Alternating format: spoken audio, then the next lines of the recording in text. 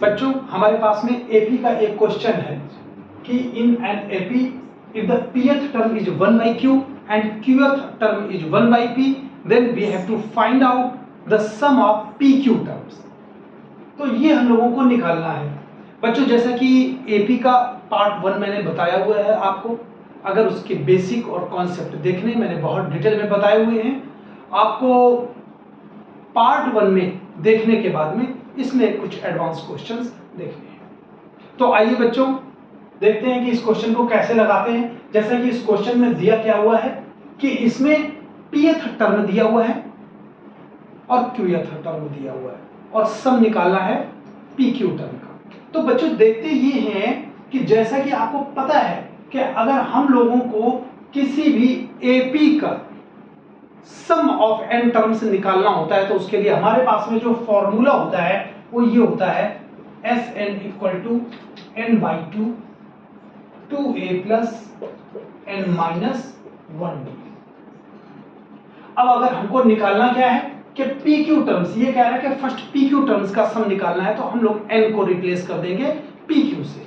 तो हमारे पास में जो निकालने के लिए है वो SPQ = PQ/2 2a plus PQ minus 1d। बच्चों हम लोगों को अगर A और D की वैल्यू पता चल जाए तो हम लोग सम ऑफ PQ टर्म्स निकाल सकते हैं। तो हमारे पास में जो ये क्लू दिया हुआ है A और D निकालने के लिए, उसका हम लोग यूज करते हैं। जैसा कि हमको ये पता है कि pth टर्म 1/q है और AP का मुझे पता है कि जो nth टर्म होता है वो क्या होता है an, या लास्ट टर्म बोल दो, ये रहता है क्या a plus n minus 1d। जैसा कि इसमें दिया क्या हुआ है, इसमें तो दिया हुआ है pth टर्म, तो मैं क्या करूंगा n को p से रिप्लेस कर दूंगा। ap = a plus p minus 1d। जहां पर हम लोग एज लेट कर लेंगे कि फर्स्ट टर्म a है, फर्स्ट टर्म a मान लेंगे और कॉमन डिफरेंस d मान लेंगे सीरीज का, और इसी को हम लोगों को निकालना है। pth टर्म आपको दिया गया हुआ है 1/q, तो मैंने ap की जगह पर 1/q लिख दिया हुआ है। फर्स्ट टर्म a एज्यूम किया हुआ है और p minus 1d को। सिमिलरली क्या है, हमारे पास में qth टर्म 1/p दिया हुआ है। इसी तरीके से हमारे पास में क्या आ जाएगा 1/p = a plus q minus 1d। जैसा कि हम लोगों को a और d की वैल्यू निकाल करके इसमें रखनी है, तो देखते हैं इसको हम लोग एलिमिनेशन मेथड से सॉल्व कर लेते हैं। ये देख लेते हैं क्या, ये तो ये कैंसिल हो जाएगा, यहाँ पर ये हो जाएगा 1/q minus 1/p = ये हो जाएगा क्या p minus 1d माइनस का q minus 1d। यहाँ पर हम लोग क्या कर लेंगे pq एलसीएम ले लेते हैं, तो यहाँ हो जाता है p minus q और यहाँ पर से हम लोग d कॉमन ले लेते हैं, ये हो जाएगा p minus 1 minus q plus 1। 1 से 1 ये कैंसिल हो गया, वैल्यू क्या आ रही है हमारे पास में, ये आ जा रहा है p minus q। तो d की वैल्यू जो आएगी ये आएगी क्या p minus q upon pq, और d के साथ वाला p minus q ये आया, ये कैंसिल हुआ, d की वैल्यू आ गई 1/pq। बच्चों ये d की वैल्यू मैं या तो फर्स्ट में रख देता हूं या सेकंड में रख देता हूं, तो हमारे पास में a की वैल्यू आ जाती है। तो चलिए फर्स्ट इक्वेशन में रख देता हूं। फर्स्ट इक्वेशन क्या है 1/q और a plus p minus 1 और d की वैल्यू क्या है 1/pq। सॉल्व कर लेते हैं इसको। 1/q a plus p/pq minus 1/pq, ये 1/pq कैंसिल होगा किसी से, q है, तो ऐसा कर लेते हैं यहाँ पर ये p से p कैंसिल हो जाएगा, pq ये नहीं कैंसिल होगा किसी से, है ना। ये हमारे पास में क्या बचेगा 1/q बचेगा, यहाँ 1/q बचेगा, इसको हम लोग कैंसिल कर देते हैं।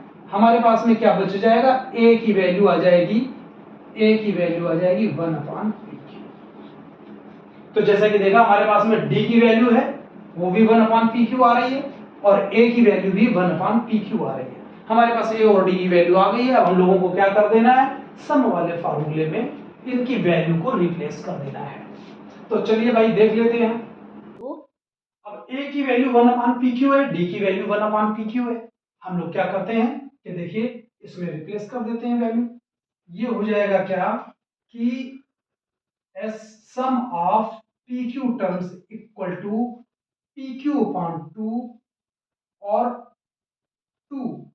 ए की जगह पर हम लोग क्या रख रहे हैं, 1/PQ प्लस PQ-1, और डी की जगह पर भी क्या है, 1/PQ।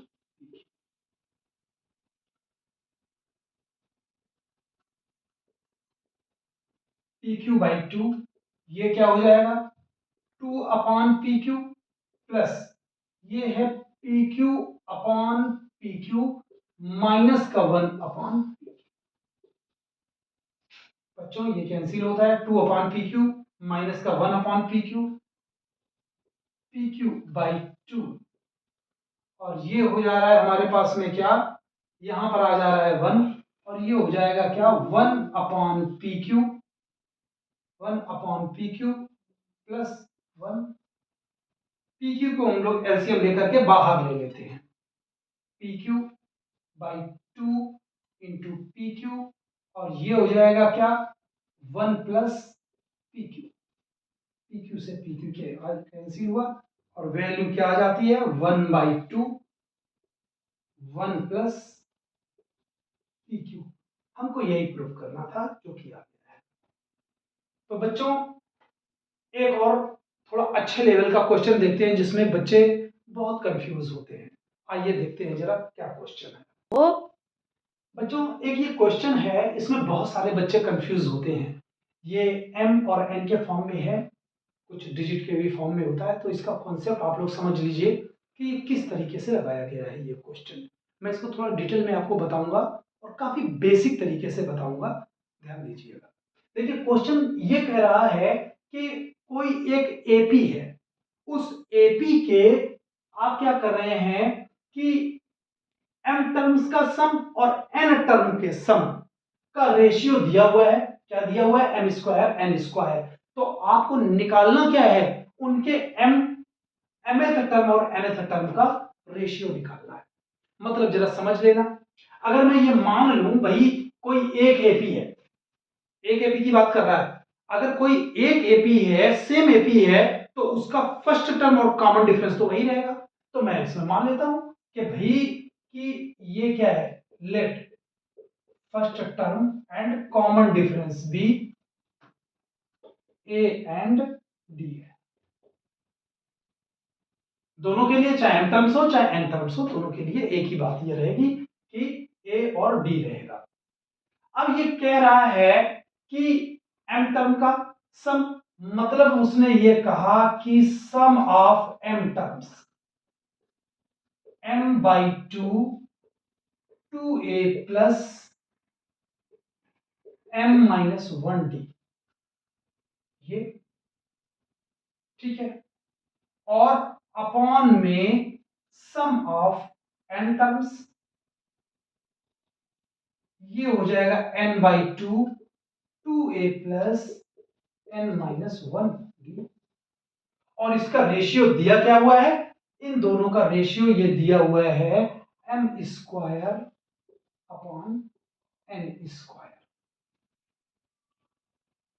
तो अब इसमें देखना क्या है बच्चों कि ये आपसे कह क्या रहा है कि दिया तो सम का है रेशियो, और निकालना आपको am/an का है। जबकि हमको पता है कि एपी के mth टर्म है वो क्या रहता है, a प्लस m-1d, और ये हो जाएगा a प्लस n-1d। अब दिया आपको ये वाला रेशियो है और निकालना इसका रेशियो है। चलिए भाई देखते हैं क्या होता है। देखो बच्चों, जैसे कि हमारे पास में ये सम का रेशियो दिया हुआ है, अगर मैं ये कर लूं कि इसको इस फॉर्म में लेके आ जाऊं तो ये mth या nth टर्म बन जाएगा। तो हम लोगों को करना क्या होगा भाई, आप पहले तो देख लो कि ये रेशियो दिया हुआ है, हम लोग इसको जो सम को है वो mth टर्म के फॉर्म में बनाएंगे, mth और nth टर्म के फॉर्म में कन्वर्ट करेंगे। कैसे कन्वर्ट करेंगे इसको जरा ध्यान से देखना। पहली बात तो क्या है कि ये हमारे पास में क्या है, ये 2 से मैंने 2 कैंसिल कर दिया, इसका रेशियो ये दिया हुआ है m² मैं क्या कर दूं, इसके m से ये वाला स्क्वायर कैंसिल हो जाएगा, इसके n से ये वाला स्क्वायर कैंसिल हो जाएगा। तो हमारे पास में जो बच रहा है वो क्या आ रहा है, ये बच रहा है 2a प्लस m-1d और ये हो जा रहा है 2a प्लस n-1d और यहां पर अब रेशियो जो हो गया वो m/n हो गया है। समझने वाली बात ये है कि जब मैंने इससे ये ले आया हूं और ये nth टर्म के फॉर्म में बनाना है, हमारे पास में तो ये 2 जो आया हुआ है ये एक्स्ट्रा में आया हुआ है भाई, इसमें क्या रहता है, इसमें a विदाउट 2 है और यहां पर मेरे पास में a2 लगा हुआ है। तो मैं क्या कर लेता हूं कि इसका जो 2 है इसको मैं बाहर लेकर के चला जाता हूं, कॉमन लेता हूं। जैसा कि हम लोग देख रहे हैं कि भाई अगर मुझे 2 कॉमन लेना है तो यहां तो 2 मौजूद नहीं है, मैं क्या कर लेता हूं, यहां पर 2 और बाई 2 का मल्टीप्लाई कर लेता हूं, 2/2 का मल्टीप्लाई कर लेता हूं और ये वाले ऊपर वाला 2 मैंने बाहर ले लिया। तो यहां पर क्या हो जाएगा, a प्लस m-1 और ये वाला 2 इंटू में d। वही हाल मैंने यहां पर भी किया हुआ है, 2a प्लस n-1 बाई ये इतना और इसका रेशियो दिया हुआ है m/, ये 2 से 2 मैंने कैंसिल कर दिया। बच्चों देखिए मैं कुछ हद तक तो इसको बना लाया हूं, इस ऐसा बना के लेके आया हूं, ठीक है। अब यहां पर दिक्कत ये आ रही है कि अगर मुझे इसको mth टर्म बनाना है, अगर मुझे mth टर्म बनाना है तो यहां पर क्या होना चाहिए, m-1, क्योंकि देख रहे ना mth टर्म अगर होगा, मैं यहां पर जरा समझने के लिए कैपिटल N कर देता हूं और यहां कैपिटल N कर देता हूं ताकि ज्यादा अच्छे से समझ में आए। मैं ये करता हूं कि ये मुझे कैपिटल M और कैपिटल N, कैपिटल M और कैपिटल N, मुझे इसका रेशियो निकालना है, ठीक है। मेरे पास में यहां पर ये बन गया है, अगर मेरे इस जगह पर m-1 की जगह पर कैपिटल M-1 बन जाए इस जगह पर, तो ये am हो जाएगा, मतलब mth टर्म हो जाएगा। तो मैं क्या करता हूं भाई, मैं यहां पर बना लेता हूं क्या, m-1/2 की जगह पर कैपिटल M-1 बना देता हूं, ठीक है। तो यहां पर क्या बन, और वैसे ही जहां पर n-1/2 लिखा है उस जगह पर मैंने कैपिटल N-1 लगा दिया। तो देखो अब ये वाला क्या बन जाएगा, ये वाला बनता है, ये वाला बन जाता है क्या, a plus capital M-1 and d और ये बन जाता है क्या, यहां पर n-1/2 की जगह पर मैंने कैपिटल N-1 रखा हुआ है, तो ये बन जाता है a plus capital N-1 d, ठीक है।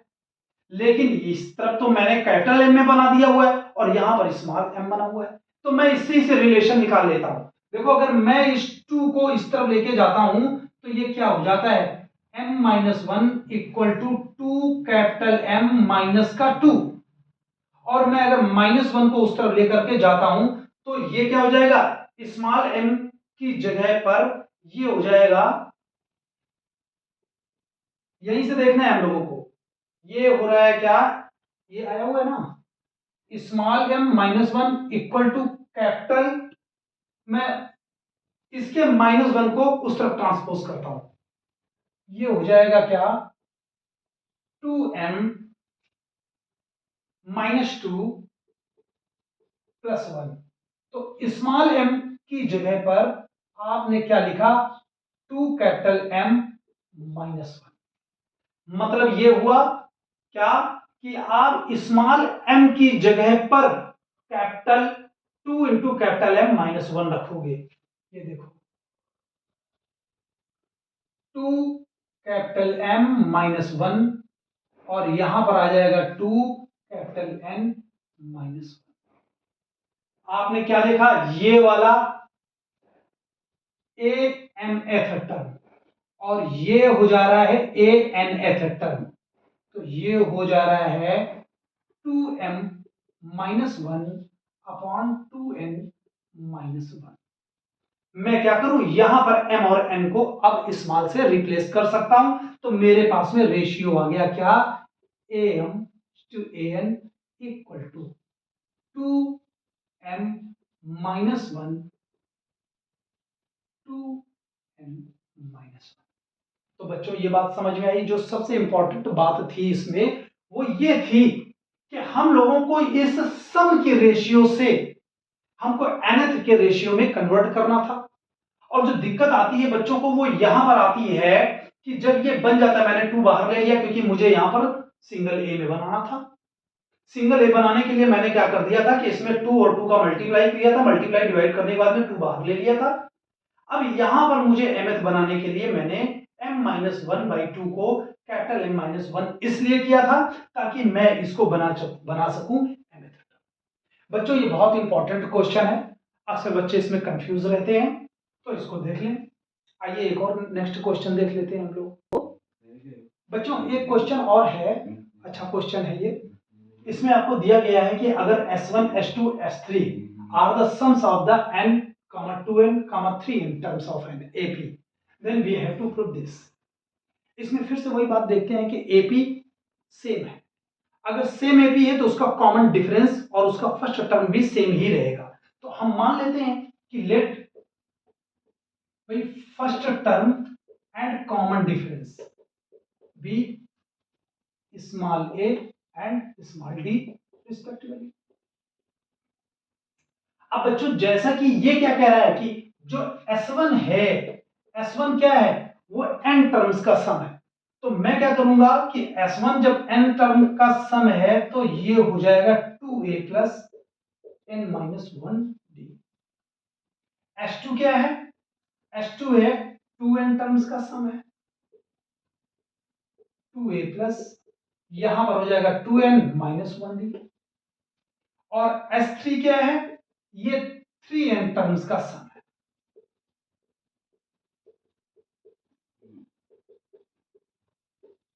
अब जैसा कि हम लोगों को प्रूफ ये करना है कि S3 है वो इसके बराबर है, तो बच्चों हम लोग क्या कर लेते हैं, इसी से शुरू कर देते हैं कि पहले हम लोग S2 माइनस S1 की वैल्यू निकाल देते हैं। तो देखो S2 माइनस S1 की वैल्यू कैसे निकलती है कि S2 माइनस का S1 इक्वल टू S2 की वैल्यू क्या है 2n by 2 2a plus 2n minus 1 D and minus S1। S1 क्या है हमारा n by 2 2a plus n minus 1। बच्चों ऐसा कर लेते हैं कि इसमें एक तो देखो n common n by 2 common आ जा रहा है, तो मैं ऐसा कर ले रहा हूं कि n बाई 2 कॉमन ले रहा हूं। यहां पर ये बचेगा 2, तो इस 2 का मैं अंदर मल्टीप्लाई कर देता हूं। ये हो जाएगा क्या 4a प्लस 2, ये हो जाएगा 4n माइनस का 2 और ये मैंने d, चाहो तो d भी अंदर मल्टीप्लाई कर लो की बात, ये हो जाएगा d और ये हो जाएगा d माइनस इसका n बाई 2 तो मैंने बाहर ले लिया था, यहां पर क्या हो जाएगा, ये हो जाएगा माइनस का 2a माइनस का n डी माइनस का एन डी और प्लस का टी। भाई एन बाई 2 तो बाहर चला गया था, ठीक है, और यहां पर बच जा रहा है क्या माइनस का 2a माइनस का एन डी और प्लस का डी। देख लेते हैं भाई, ये हो जा रहा है n/2, 4a से 2a चला जाता है तो ये बचा 2a, 4nd से nd चला जा रहा है 3nd, और क्या है ये हमारे पास में माइनस का 2d और प्लस का d, तो माइनस का d बचता है। नेक्स्ट में देखते हैं n/2 2a प्लस, इसमें मैं क्या कर लेता हूं d को बाहर ले लेता हूं तो ये हो जाता है 3n - 1d। बच्चों ये देखिए s, ये किसकी वैल्यू हो जा रही है n/2, हमको लाना क्या था s3 लाना था, तो s3 s2 - s1, ठीक है। हमारे पास ये आ गई है वैल्यू s2 - s1 की वैल्यू, और हम लोग ये देख रहे हैं कि हम लोगों को प्रूफ क्या करना है कि s, अगर मैं 3 का मल्टीप्लाई कर दूं s2 - s1 तो s3 बन जाता है, तो मैं क्या कर देता हूं इसमें 3 का मल्टीप्लाई कर देता हूं। अब देखिए अगर मैं यहां पर 3 का मल्टीप्लाई कर देता हूं, देखिए अगर मैंने इसमें 3 का मल्टीप्लाई कर देता हूं, ये s2 - s1 की वैल्यू आ गई है, और s2 - s1 में अगर 3 का मल्टीप्लाई कर देता हूं तो ये बन जाएगा क्या 3n/2 2a plus 3n - 1b, और ये वैल्यू क्या हो जा रही है, यही हमको प्रूव करना था। बच्चों एपी के ये जो क्वेश्चन, कुछ इंपॉर्टेंट क्वेश्चन थे वो मैंने आपको बताए हैं। थोड़ा सा मैं जीपी का इंट्रोडक्शन दूंगा, और फिर इसके बाद में नेक्स्ट वीडियो में देखना है शायद मैं स्ट्रेट लाइन का चैप्टर पढ़ाऊंगा, आपको बहुत डेप्थ में पढ़ाऊंगा, लेकिन पहले देख लेते हैं जीपी। आइए चलिए बच्चों देखते हैं थोड़ा सा जीपी के बारे में कि जीपी क्या है। जैसा कि हम लोगों ने एपी में देखा हुआ था कि कोई भी सीरीज एपी तब होती है, भाई अगर कोई सीरीज मुझे दी हुई है क्या A1, A2, A3 and so on, ये एपी तब होती है जब इसका मुझे कॉमन डिफरेंस सेम मिलता है, मतलब A2 - A1 की वैल्यू, A3 - A2 की वैल्यू ये बराबर होती है, तो ये हो जाता है क्या हमारे पास में एपी। लेकिन यही सीरीज अगर ऐसा हो जाए कि A2/A1 ये जो मिलता है इससे हमको मिलता है क्या कॉमन डिफरेंस, कॉमन डिफरेंस मिलता है, जबकि अगर मुझे A2/A1 A3/A2 इसकी वैल्यू बराबर मिलती है, सेम मिलती है, तो ये बन जाती है जीपी, और इससे जो वैल्यू मिलती है वो कहलाती है क्या common ratio.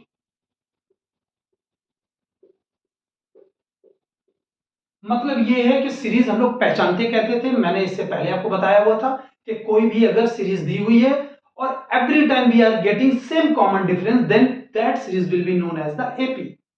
But if we are getting same ratio, then it will be known as the geometric progression. तो ज्योमेट्रिक प्रोग्रेशन में सपोज कर लेते हैं अगर कॉमन रेशियो r है और फर्स्ट टर्म a है, तो वो जो सीरीज बनती है वो ऐसे बनती है क्या a ar square AR³ and so. इसमें हम लोग चेक भी कर सकते हैं, देख लो भाई अगर मैं ये वाला अगर टर्म मैं कहूं A1 है, ये A2 है, ये A3 है, अगर आप देखिए ये अगर A4 है, मैं A2/A1 एक A1 करता हूं, A2/A1, A2 की वैल्यू क्या हो रही है यहां पर AR है, और अपान में A है, R आ रहा है। ये देखिए A3/A2 करके देखता हूं तो AR स्क्वायर अपॉन AR, ए से ये कैंसिल, आर से ये कैंसिल, फिर से आर आएगा, ऐसे करके हम लोग निकाल सकते हैं ये। तो जैसा कि आपने ये देख लिया हुआ है, आइए हम लोग इसमें से क्वेश्चंस भी देख लेते हैं। पहले तो इसका हम फार्मूला देखते हैं कि अगर मुझे कोई भी एक जीपी दी हुई है, जीपी सपोज कर लो हमको कोई जीपी दी हुई है, मान लो ये जीपी दी हुई है 2, 4, 8, 16 एंड सो ऑन। भाई जीपी है, चेक कर सकते हैं। देखिए 4/2 करिए 2 आएगा, 8/4 करिए 2 आएगा, 16/8 करिए 2 आएगा, ये जीपी है। हमको जब जीपी का कोई nth टर्म निकालना होता है तो हम लोग फार्मूला लगाते हैं क्या जीपी के लिए कि a r⁴ जहां पर a क्या रहता है, फर्स्ट टर्म है, r कॉमन रेशियो है और n नंबर ऑफ टर्म्स है।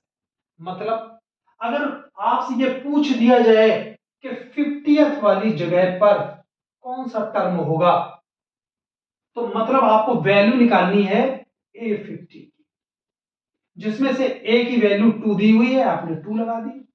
r की वैल्यू देखो, r की वैल्यू आप कैसे निकाल रहे थे, 4/2 कर लो, 4/2 आप कर रहे हैं तो 2 आ गई।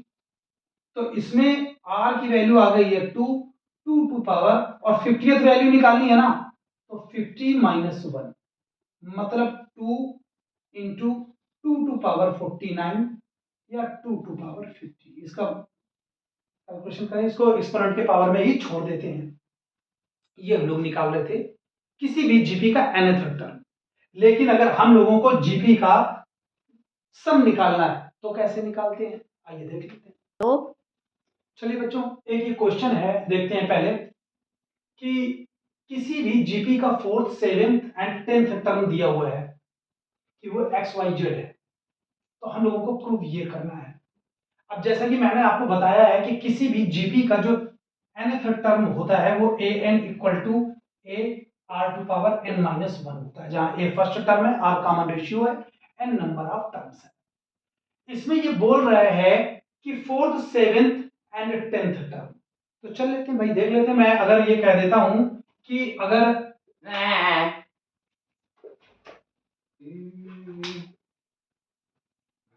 तो कॉमन रेशियो अगर r है तो हम सबसे पहले क्या करेंगे, 4th टर्म निकालते हैं। देखिए 4th टर्म कैसे हो जाएगा, a4 first term a common ratio r, और 4th टर्म मतलब यहां पर हो जाएगा 4 - 1 मतलब, और ये वैल्यू a4 की दी हुई है, a4 की वैल्यू क्या कह रहा है कि x है, तो ये पहला आ गया x equal to a r⁴। अब क्या कह रहा है, 7th टर्म मतलब a7 equal to a r⁴ हो जाएगा, और a7 की वैल्यू दे रहा है y, ये हो जाएगा y equal to a r⁴। और इसी तरीके से हम लोग देख लेते हैं क्या 10th टर्म है, वो देता है z a r⁴ हम लोगों को प्रूफ क्या करना है, y² equal to xz proof करना है। तो देख लेते हैं, पहले हम लोग राइट हैंड साइड पिक कर लेते हैं। अगर राइट हैंड साइड में xz है, हमको पता है x की वैल्यू क्या है, ar⁵, मैंने यहां पर लगा दिया ar³ इंटू z की वैल्यू क्या दी हुई है, ar⁴ 9 a into a square, ये हो जाएगा क्या 12। अब देखिए, या तो हम लोग यहां से इसको छोड़ करके RHS ले ले, देखो LHS ले लेते हैं। LHS अगर लेते हो तो क्या होता है, y² होता है, और y की वैल्यू क्या है, ar⁴ a r⁴ का होल स्क्वायर, ये आ जाता है क्या a² r⁴ तो हम लोगों ने यहां पर देख लिया क्या कि जो LHS है वो RHS के बराबर है, इसलिए ये चीज हमारी प्रूफ हो जाती है। आइए एक क्वेश्चन और हम लोग देख लेते हैं। दो बच्चों, एक क्वेश्चन हमारे पास में है, ये कह रहा है कि जीपी के 3 नंबर्स हैं, उनका सम 38 है और उनका प्रोडक्ट 1728 है, तो हम लोगों को नंबर पता करना है। बच्चों जैसे कि हम लोगों को पता है कि अगर हमारे पास में कोई भी एपी दी हुई है और एपी का अगर सम निकालना है n टर्म्स का, this is the what sum of n terms of the GP, this is a r⁴n-1 upon r-1। ये उस कंडीशन में होता है कि जब कॉमन रेशियो की वैल्यू 1 से बड़ी है। बट अगर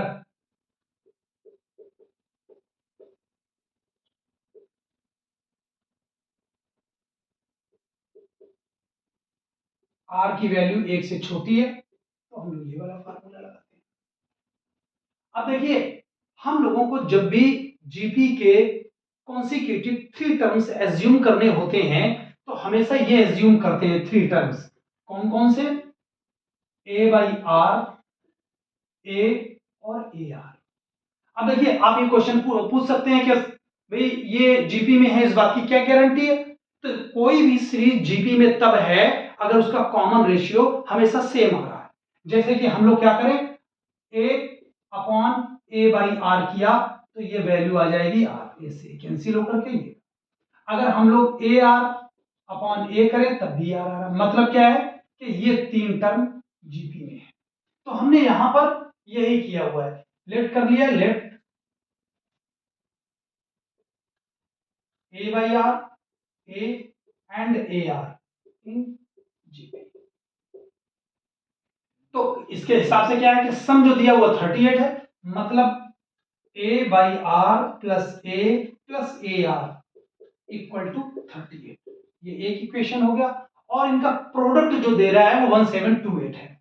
इनका प्रोडक्ट है, मतलब A by R into A R 1728। अब आप क्वेश्चन ये पूछ सकते हैं कि भाई जरूरत क्या पड़ी थी कि हम लोग इन 3 टर्म्स को इस तरीके से मानने की। होता क्या है कि जब भी जीपी के 3 टर्म्स का प्रोडक्ट दिया जाता है और हम प्रोडक्ट करते हैं, तो इसमें से क्या होता है कि आर से आर कैंसिल हो जाता है और यहां पर बन जाता है क्या, ए क्यूब।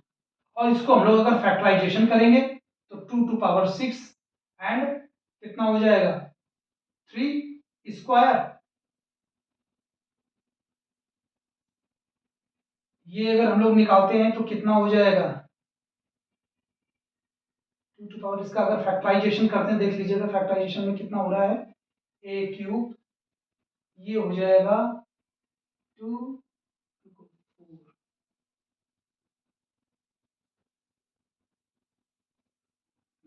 का स्क्वायर इंटू 3 का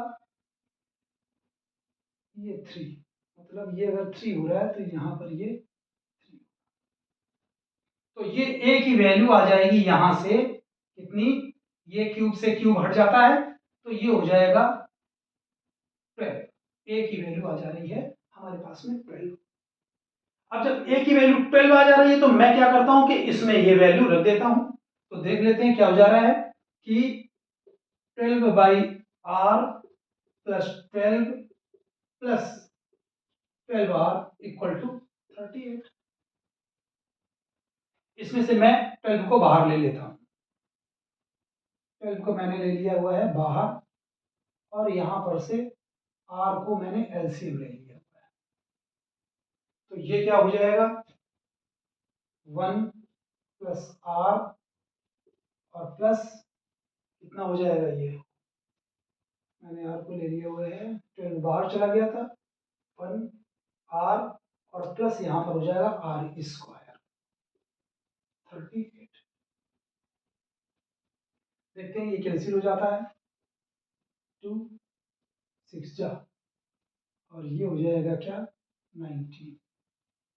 मतलब वैल्यू कितनी हो जा रही है, ये हमारे पास में ये हो जा रही है 6 plus 6 R plus 6 R square और इक्वल टू ये हो जाएगा क्या, 19 आर। मतलब ये हो जा रहा है 6 आर स्क्वायर माइनस का 19 आर और प्लस का 6 आर एंड प्लस का 6 equal to 0। 6 R square minus का ये हो जाएगा 13 आर और प्लस का 6 इक्वल टू 0। इस क्वाड्रेटिक इक्वेशन को हम लोग सॉल्व कर लेते हैं जरा। ये हमारे पास क्वाड्रेटिक इक्वेशन है, तो इसको हम लोग सॉल्व कर लेते हैं। 6 आर स्क्वायर माइनस का ये हो जाएगा क्या, 9 आर माइनस का 4 आर प्लस 6 इक्वल टू 0। ये हो जाएगा क्या, 3 आर मैंने बाहर ले लिया, तो ये हो जाएगा 2 आर माइनस का 3, इसमें से 2 बाहर ले लिया, R minus 2 R minus 3 equal to 0।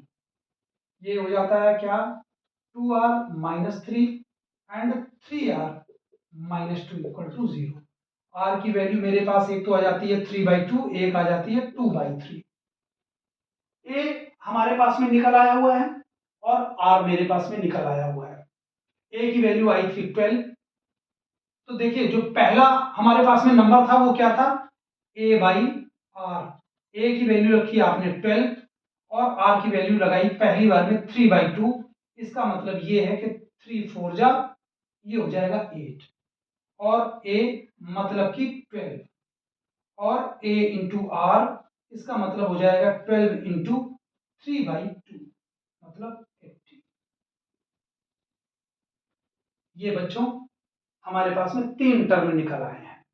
आप ये कह सकते हैं यहां पर कि सर ये जीपी बन रही है कि नहीं बन रही है, तो हम लोग क्या करते हैं, चेक कर लेते हैं, वेरिफिकेशन कर लेते हैं। भाई 12/8 करके देख लो और 18/12 करके देख लो, क्या बराबर वैल्यू आ रही है हमारे पास में। देखो 4 3 जा 4 2 जा, 6 3 जा 6 2 जा, 3/2 कॉमन रेशियो हम लोगों को बराबर मिल रहा है।